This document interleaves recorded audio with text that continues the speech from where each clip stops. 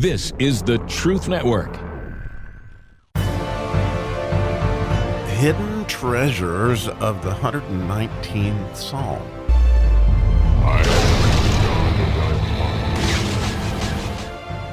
So today on Hidden Treasures, we are digging around again in Philippians 4, specifically in verse 5 today, as I prayed again this morning, asking God where you wanted to go in this review of the 119th Psalm. He said Philippians 4:5. So, I mean, he actually said just the book of Philippians as I went past the verses I was talking about yesterday, which J. Vernon McGee had said that the first 4 verses have to do with joy and rejoicing, and I agree. But then he said the next one was prayer, and he included verse 5 in that, which confused me. And so I just landed right there in verse 5 as I was trying to understand it. And, I don't know what I would have done without my understanding of the 119th Psalm. So I hope you see how all this comes together and how God is showing me how to interpret other scripture with the scripture that's in the 119th Psalm. So Philippians 4:5 reads in the King James Version, "Let your moderation be known unto all men. The Lord is at hand." And so, the operating word in the middle of that sentence is let your moderation. So what does moderation exactly mean? And boy, you want to talk about a search. I spent, a good hour trying to get a grip on this word, as I'm not an expert in Greek, and clearly there was no easy way to get to the Hebrew of it, so it really had me perplexed for a long time.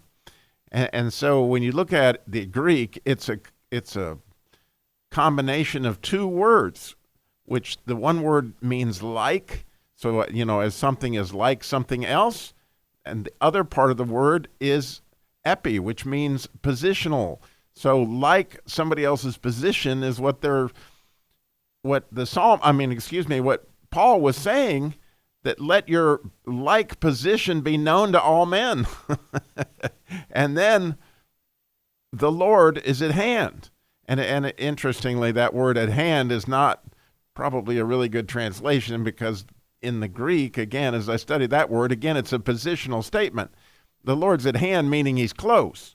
And so as I thought more and more about this in lieu of the 119th Psalm, I went, this is a Quaf verse. In other words, we had talked about all the way through the letter Quaf, how, as we get closer to God, we get closer to each other, and certainly there's holiness involved in that. So it's a positional issue. And so when he's talking about being like someone else's position, the more I thought about that is he's saying to be on their side. Now, that doesn't mean on their side of their particular choices, but it means that if it's not about us and it is about God, we know that the closer they get to God, so if we will be on their side, wanting them to come closer to God and moving towards them, it's a positional thing. So as we grow closer to God, we should grow closer to one another. And it does fit in well with the idea of what J. Vernon McGee was saying, that this has to do with power. Well, as you move closer to God, your power grows stronger, especially if you move closer to other people. Especially why? Because God is close. And so when you think about the 7th verse in the Quaf section, you might remember it said, "Thou art near, O Lord, and all thy commandments are truth." Well, here again, we have this completely positional statement, and it seems to be, from my perspective, saying the same thing, because one of those commandments is love your neighbor as yourself, which would mean you would be on their side. It's like grace in a way, but it's a positional thing. And the reason why I wanted to apply this from a standpoint of what I've experienced. So you may not believe this, but it's true. Everybody doesn't like me. And there are people out there that I at one time was in close community with me, and they got really mad at me, and they won't have anything to do with me, is what they told me. I got emails to that effect, like, I never want to talk to you again. I never want to da-da-da. And I have some issues in my family at times with people that don't ever want to be around me again. I get told that, however that works. But I push into that because it's not about me. It is about being on their side. And every one of those people that sent me those emails over the years, I'm still have a relationship with. Now, not the close relationship we once had, but I can pick up the phone and call them. And, I have had them come down and do certain events with me and that kind of stuff.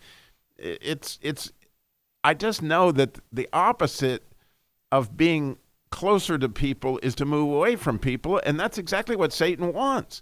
He wants us to isolate. And so, in my own family, unfortunately, a couple of my closest family recently got very mad at each other, and I heard immediately both of them say, well, I am never going to be around that person at Christmas, at Easter. I'm never going to be around that person again. And it broke my heart because I just know that's not what this verse is saying. Is if you're going to be on their side, then what can we do to move this person closer to God? And usually it's not by isolating them, and I understand it's complicated, but I also know what this verse is telling me, and I believe that it's true, that this is a positional, the power that I believe that Paul was going after here, right? The power of rejoicing, and he's moving into the power of prayer, but he's showing you the positional issue of the power. Right? That the closer you are to God and the closer you are to other people, the more power is involved. And the more you move away from anybody or God, the less power that is involved. Because if we can move closer with God in towards somebody, obviously, right? Then this is what God has in mind because we're his kids. And just like my heart was broken over what, my kids said to one another, I know God's heart is broken when we say, look, I'm never talking to you again. I mean, it's just, so I don't know if this is for you this morning. It was certainly for me, just to remind me something that I know in my heart is that I can feel this, that it's not good. It's not good to make agreements with Satan that I'm never going to talk to a person again, or I'm going to never be in a relationship with this person again. Because let's face it, in heaven, we might as well get used to, we are going to be back in relationship with other people. And so as we're praying, as we move into this, let be anxious for nothing, which is the next part of Philippians 4, but I don't know where God's going to take me tomorrow, but I'll wait and see.